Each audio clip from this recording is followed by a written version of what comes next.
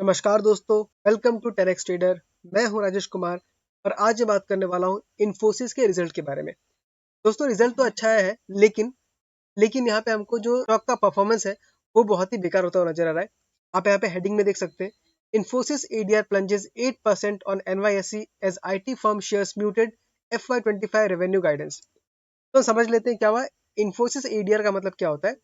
कुछ Indian stocks ऐसे भी हैं जो बाहर के स्टॉक मार्केट में भी लिस्टेड है, यूएस मार्केट में भी लिस्टेड है, तो उनको हम एडीआर बोलते हैं, जो डेरिवेटिव होता है इन्फोसिस का। तो नॉर्मली हमने क्या देखा है कि जब भी कोई बाहर का जो डेरिवेटिव होता है, अगर वहां पे डाउनफॉल नजर आता है तो सेम डाउनफॉल हमको इंडियन मार्केट में भी नजर आता है। ऐसा ही डाउनफॉल आपको विप्रो में भी नजर आया था। तो यहाँ पे एक बात यहाँ देखने की ये है कि भले यहाँ पे 8% का गिरावट आया था लेकिन सारा का सारा रिकवर हो गया। अगर हम यहाँ पे सर्च करके देखें तो आपको दिखाई देगा, आप देख सकते हैं जितना गिरावट आया था पूरा का पूरा रिकवर हो चुका है और 0.59% के हल्की सी गिरावट का क्लोजिंग दिया है। अब ये इंपॉर्टेंट क्यों है, क्योंकि कभी कभी मार्केट में बहुत ज्यादा पैनिक बनता है और पैनिक की वजह से लोग डर के मारे बहुत ज्यादा बेच देते हैं। लेकिन क्या आप खुद सोच के देखिए, इन्फोसिस कंपनी का खराब हो गई है, बर्बाद हो गई है, क्या उसको कहीं बिजनेस नहीं करेगी? ऑफकोर्स बिजनेस करती रहेगी, कहीं बंद नहीं होगा। और क्योंकि अभी मार्केट थोड़ा डाउन चल रहा है, मार्केट में थोड़ा प्रॉब्लम्स है, इसलिए इन्फोसिस जैसे जो शेयर है वो आपको थोड़े सस्ते वैल्यूएशन में मिल रहे हैं। अगर यही मार्केट कंडीशन बहुत अच्छा होगा तो आपको सस्ते में शेयर बिल्कुल भी नहीं मिलेगा, हमेशा ऊपर ही मिलेगा। अब ये देखिए, मैंने यहाँ पे इन्फोसिस का इंडिया का चार्ट खोल के रखा हुआ है और ये 15 मिनट का चार्ट है। तो यहाँ मैं दिखाना चाहता हूँ कि 15 मिनट में आखिर हुआ क्या। आपको स्टार्टिंग में लगा कि इन्फोसिस थोड़ा सा गिरा है रिजल्ट आने के बाद, लेकिन आप देख सकते हैं यहाँ पे कितना बड़ा बड़ा ग्रीन कैंडल्स बना हुआ है। इस सारे कैंडल्स में एक्यूमुलेशन हुआ है। आप देख सकते हैं जिसने भी यहाँ पे लोगों ने बेचा है वहां पे सबका सब यहाँ पे खरीद लिया गया है।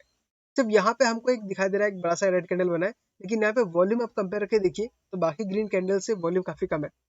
यहाँ आपको शेयर में थोड़ा बिकवाली नजर आया, यहाँ पे वॉल्यूम भले है हाई है लेकिन बहुत ज्यादा यहाँ पे बिकवाली नहीं हो पाया। और लास्ट में क्लोजिंग देने के टाइम में आप देख सकते हैं एक मारोबोजो कैंडल बना है, जहाँ वॉल्यूम भी ठीक ठाक ही था। तो ये हमको दिखाई दे रहा है कि भले हमको, अगर हम एक दिन का कैंडल देखें तो हमको गिरावट नजर आएगा। यहाँ पे आप देख सकते हैं, यहाँ पे हमको मार्केट लगभग 2-3% डाउन होता हुआ नजर आएगा। लेकिन अगर हम 15 मिनट खोल के देखें तो यहाँ पे हमको अच्छा खासा एक्यूमुलेशन दिख रहा है।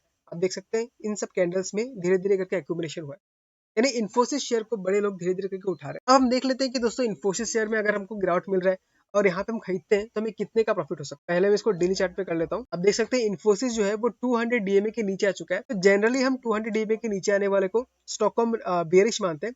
लेकिन जब ऐसे दिग्गज कंपनी जब इतना नीचे आते हैं, अगर मैं टॉप से देखूँ यहाँ से, तो ये हमको लगभग 17-18% का डाउन मिल रहा है। तो इतना डाउन जब हमको मिलता है तो हमको इस जगह पे इग्नोर नहीं करना चाहिए, धीरे धीरे करके बाय करना चाहिए। और अगर मैं आरएसआई को देखूं तो वो भी ओवरसोल्ड रीजन पे आ गया है। तो यहाँ से अगर बाय करते हैं आप तो आपको मिनिमम मान लीजिए 15 से 14% रिटर्न मिल सकता है। तो नेक्स्ट टारगेट हमारा 1622 का होगा, लेकिन ये टारगेट इतना जल्दी अचीव नहीं हो पाएगा क्योंकि कंपनी ने गाइडेंस दिया है। आप यहाँ पे देख सकते हैं, कंपनी ने गाइडेंस दिया कि उनका जो ग्रोथ रेट रहेगा वो 1 से 3% के बीच में रहेगा। अब ऑफकोर्स ये गाइडेंस बहुत ही कम है। इस चीज को देखते हुए जो कंपनी जो थोड़ा नेगेटिव हो जाती है और इसमें अच्छा खासा सेलिंग प्रेशर आता है। तो गाइडेंस तो भले ही कम कर दिया, इसकी वजह से कंपनी के ऊपर थोड़ा नेगेटिव इंपैक्ट भी है, सेंटीमेंट थोड़ा खराब हुआ, इसलिए स्टॉक आपको गिरता हुआ नजर आया।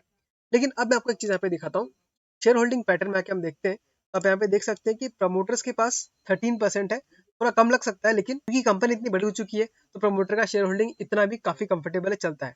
हमको ये देखना पड़ता है कि बाकी का जो शेयर है वो किसके पास है। म्यूचुअल फंड्स को देखिए तो उन्होंने कंटिन्यूसली इंक्रीज किया है और अभी वो फिलहाल 16.35% होल्ड करते हैं, जो कि वो भी ठीक ठाक है। अदर डीआईएस का देखेंगे तो 12.79% से भर के वो 15.63% पे आ चुका है, यानी कंटिन्यूसली खरीद रहे हैं। एफआईएस का देखेंगे तो उनके पास 31% था, फिर वो बेचते बेचते बीच में 29% पे लाए और अब फिर से 30% पे आ चुका है। यानी एफआईएस है, म्यूचुअल फंड है, डीआईएस है, प्रमोटर खुद जो है वो स्टॉक को नहीं बेच रहे। तो बेच कौन रहा है? आप यहाँ पे देखिए रिटेल इन्वेस्टर्स, जहां पहले 27% स्टेक होल्ड करते थे अब वो 24% पे आ चुका है। तो ऐसा न्यूज निकाल के कि कंपनी खराब हो गई, कंपनी ने गाइडेंस कम कर दिया, ये बिजनेस में बहुत ही नॉर्मल सी बात है। आप भी अगर कोई बिजनेस चलाते हैं तो आपको पता है कि हर दिन बिजनेस एक जैसा नहीं होता। कभी कभी बिजनेस बहुत अच्छा चलता है, कभी फ्लैट चलता है, और आपको उस टाइम पे बिजनेस को बस सस्टेन करना होता है, क्योंकि जब आपका साइकिल रिवर्स होगा तो आपको अच्छा खासा प्रॉफिट होने लग जाएगा। तो ऐसे सिचुएशन में हमको डरना नहीं है। आपको मैंने क्लियरली दिखा दिया कि हमको स्टॉक एक बहुत अच्छे जगह पे मिल रहा है, अगर यहाँ बाय करते हैं तो बहुत ही बढ़िया प्रॉफिट हो सकता है। यहाँ आपको डर के मारे बेचना नहीं है। मेरे इस चैनल का एम यही है कि आपको अच्छे अच्छे स्टॉक्स में लॉस में नहीं बेचने देना है, आपको सेफ स्टॉक्स में ट्रेड लेने देना है, और मार्केट में जो ये न्यूज फैला जाता है उस न्यूज से आपको बचा के मुझे रखना है। अब देखते हैं दोस्तों, अगर इन्फोसिस के ऊपर ऐसा नेगेटिव शेयर आता है, मान लीजिए जैसे एडीआर थोड़ा गिरा है, तो कल शायद मार्केट में इन्फोसिस भी गिर सकता है। अगर इन्फोसिस गिरेगा तो आईटीबीज जो कि इसका ईटीएफ है वो भी गिरेगा, क्योंकि इन्फोसिस उसमें लगभग 30 to 35% उसका जो स्टेक है वो इन्फोसिस का ही है। तो अगर आपने ITBs में इन्वेस्ट किया है तो आप उसमें भी और कल ज्यादा इन्वेस्ट कर सकते हैं, क्योंकि कल हमको अच्छा खासा गिरावट देखने के लिए मिल सकता है। दोस्तों ये था मेरा इन्फोसिस का एनालिसिस। अब आप मुझे बताइए कि आपको ये वीडियो कैसा लगा। अगर आपको ये वीडियो अच्छा लगा तो इसको लाइक कर दीजिएगा, और हो सके तो चैनल को सब्सक्राइब भी कर दीजिएगा, क्योंकि ऐसे वीडियोस मैं टाइम टाइम लेके आते रहता हूँ। मिलते हैं अगले वीडियो में किसी अगले स्टॉक के साथ। तब तक के लिए tata bye bye, take care.